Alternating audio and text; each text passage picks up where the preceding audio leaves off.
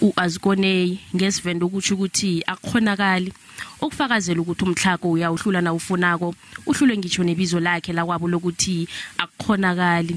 Ramalibana uthoma ukulima ngo-2019 ngemali engange-20,000 yamaranda ayifumana ezikweni lokuthuthukisa ilusha i-National Youth Development Agency. Warorobha wafoya wangena indawo emakhwathakhwatha waruthula ibhosisi alungisa indawo emahegera ali-10 ayijiyelwa ngise. Iplasi eli lisendaweni esemakhaya iMutele begodu komile. Iintshijilo eziningi akhange kuphula uRamalibana umoya wokuphumelelisa amabhudango akhe. Ngemva kweminyaka emithathu asungula ukusebenza, uRamalibana sekathengisela ikampani enkulu yakwa-Tiger Brands imikhiqizo yakhe.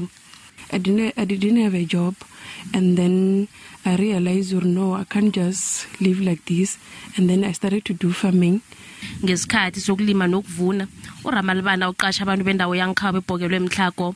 Uqeda ama-iri amaningi asemasimini aruthula ibhosisi aqothe nemfene nezinye inilwana zomango bona zingamoneli. uRamalibana uthi akutsho khona bona konke sekukhamba kuhle zisekhona iintshijilo. I don't have a proper fence, so I'm struggling because there's a lot of goats here and cows. Njengombana sekusela imveke ezimbalwa bona kufika isikhathi sokuvuna, uRamalibana ukhuthazwa nguyise.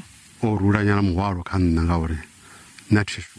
Uthi umntwana wakhe lo wenze impilo yabalula yena akakwazi kumsekela njengombana athembele emalini esibonelelo sikahulumende kodwa uyamsiza la akhona khona.